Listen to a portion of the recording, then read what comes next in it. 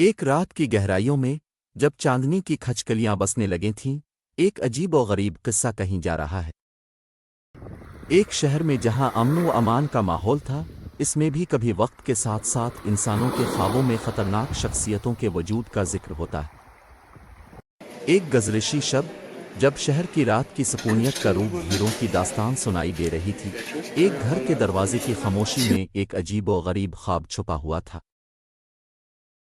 اس گھر کے ایک خالی کمرے میں، جہاں دیواروں کی سیاہی اور پرانے سامان کی بو بھی محسوس ہوتی تھی، ایک پرانی تصویر لٹکی ہوئی تھی۔ وہ تصویر جو خود بیان کر رہی تھی کہ کچھ عجیب ہونے والا ہے۔ رات کا وقت بڑھتا گیا اور اس خالی کمرے کی سانس سانس بنانے لگی۔ ایک دن، ایک خواب میں ایک لڑکی نے اپنے دوست کو بتایا کہ اس گھر میں کوئی چھوٹا سا بچہ ہے جو رات کو اپنی خوابوں کی دنیا میں رہتا ہے۔ لیکن جیسے ہی انہوں نے وہاں پر داخل ہوا، انہیں محسوس ہوا کہ وہاں کوئی نہیں تھا۔ صرف ایک پرانی چیز، ایک بند بوتل، اور وہ پرانی تصویر جو چراغ کی روشنی میں بھی ڈراؤنی رہتی تھی۔ اس کے بعد گاہے گاہے ان کی آنکھوں کے سامنے ایک چھوٹا سا بچہ نظر آنے لگا، لیکن جب وہ اسے پکڑنے کی کوشش کی، وہ بھاگ جاتا۔ اس کے بعد وہ بچہ ہمیشہ کے لیے غائب ہو گیا۔ اب بھی اس خالی کمرے میں کچھ عجیب ہونے کی سانس ہوتی ہے۔ رات کی گہرائیوں میں جب چاندنی کی کھچکلیاں بسنے لگیں تھیں، ایسے ہی گھر میں کوئی گمشدہ روح ہر شب اپنی دنیا کا سفر کرتی ہے۔ بلکہ یہاں پر گزرے ہوئے وقت کی کہانی کی ایک اور جھلک ہے۔ راتوں کو جب گھر کے باقی حصے سکون کی خوشبو سے بھر جاتے تھے، خالی کمرے کے دروازے کے پاس گزرتے وقت کوئی انتہائی خوفناک ساتھ ہوتا تھا۔ ایک دن ایک بچہ نے دیکھا کہ کمرے میں ایک انجمن ہے جو گھر میں کہتے ہیں کہ ان کے ساتھ بہت اس کے بارے میں بچے بھی خوفناک ہیں۔ جب اس نے خالی چیز کہا کہ وہ دیکھی، جیسے ہی وہ پرانی تصویر کے قریب پہنچی، اس کی ریڑھ کی ہڈی میں سرد لہر دوڑ گئی۔ تصویر میں بچے کی آنکھیں ہر حرکت کا پیچھا کرتی محسوس ہو رہی تھیں۔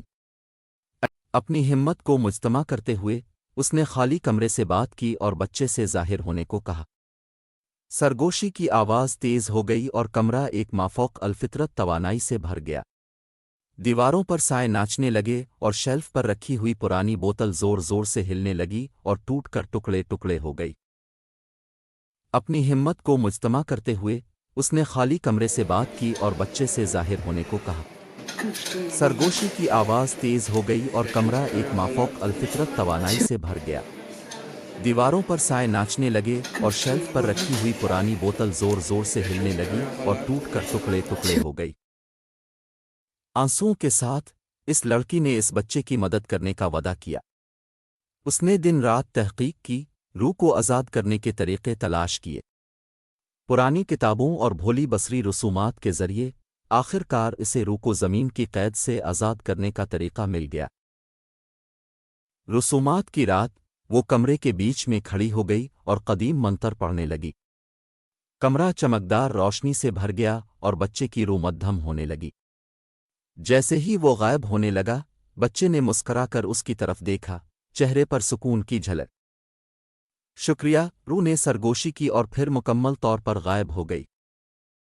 کمرہ، جو کبھی خوفناک دھڑکنوں سے بھرا رہتا تھا، اب ہلکا اور پرسکون محسوس ہونے لگا۔ تصویر میں اب کوئی خوف باقی نہیں تھا اور گھر اپنی بھوتیے موجودگی سے آزاد ہو چکا تھا۔ لڑکی نے گھر چھوڑ دیا، یہ جانتے ہوئے کہ اس نے ایک گمشدہ روح کو سکون دیا ہے۔ اس رات کے بعد سے وہ خالی کمرہ محض ایک سادہ، خالی جگہ بن گیا جس میں کوئی سرگوشیاں آسائے نہیں تھے۔ یہ کہانی، جو کبھی دہشت کی علامت